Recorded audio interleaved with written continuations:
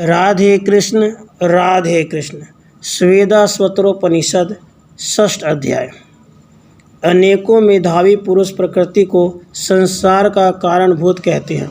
उनसे अन्य पुरुष काल को संसार की उत्पत्ति करता मानते हैं, परंतु यह सभी मोह से भ्रम में हुए हैं। यथार्थ में तो यह परमात्मा के ही लोक व्यापिनी माया है, जिसके द्वारा यह ब्रह्म चक्र घूमता रहता है। यह संपूर्ण विश्व जिस परमेश्वर से व्याप्त है, वह परमेश्वर काल का भी काल, सबका ज्ञाता, सर्वगुण वाला है।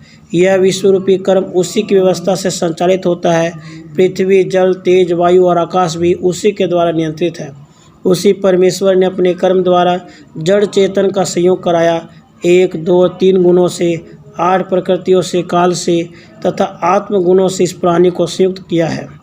गुणों से व्याप्त कर्मों के आरंभ द्वारा जो साधक अपनी भावनाओं को परमेश्वर में समर्पित कर देते हैं, उन कर्मों का अभाव होने पर पहले किए हुए कर्म भी नष्ट हो जाते हैं और कर्मों के नष्ट होने पर परमेश्वर की प्राप्ति हो जाती है, क्योंकि जीवात्मा सभी जड़ तत्वों में भिन्न है।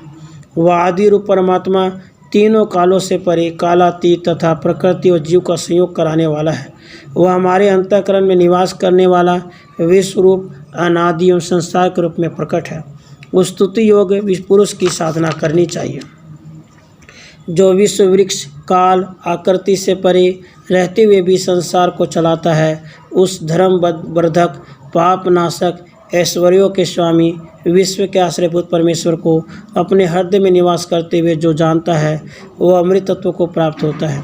ईश्वरों के ही महान ईश्वर, सब देवताओं के ही परम देव, स्वामियों के भी स्वामी, लोकों के अधीश्वर एवं स्तुत्य उस परमेश्वर को सर्वातीत जानते हैं। वह देव रूप कार्यों एवं अंतःकरण आदि से रहित है।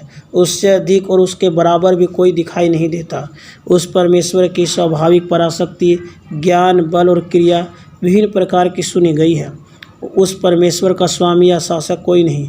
वह किसी विशेष चिन्ह वाला भी नहीं है। उसका पिता अथवा ईश्वर भी कोई नहीं है।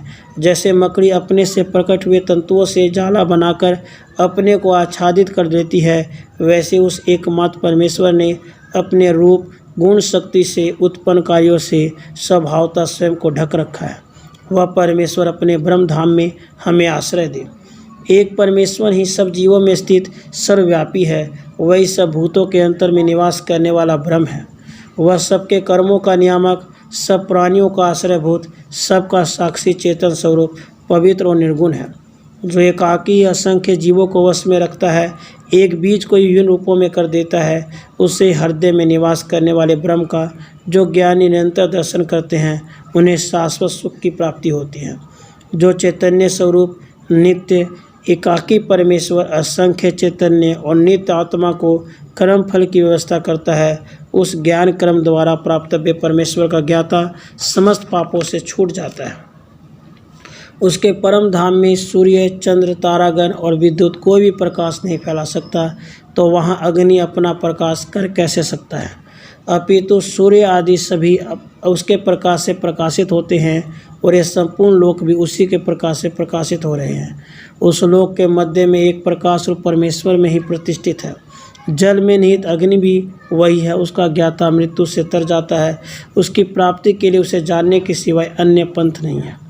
संसार का रचयिता, ज्ञान रूप, सबका ज्ञाता, स्वयंभू, काल का भी काल, गुणयुक्त, प्रकृति व आत्मा का धीश्वर, गुणों का स्वामी परमेश्वर ही संसार के बंधों में डालने, उसमें पड़ा रहने देने अथवा छोड़ देने वाला है। वही अविनाशी, अधीश्वरों में भी निहित परिपूर्ण सर्वज्ञ परमेश्वर इस लोक का रक्षक है। वही इस विश्व का शासक है। उससे भिन्न कोई नहीं है। उस सर्वप्रथम ब्रह्म को प्रकट करने वाला परमात्मा मैं मोक्ष काम साधक शरण ग्रहण करता हूँ। वह परमेश्वर कला रहित, कर्म रहित, दोष रहित, निर्मल, सुशांत, अमृत के सेतु रूप, दग्ध ईंधन वाले अग्नि के समान तेजस्वी है।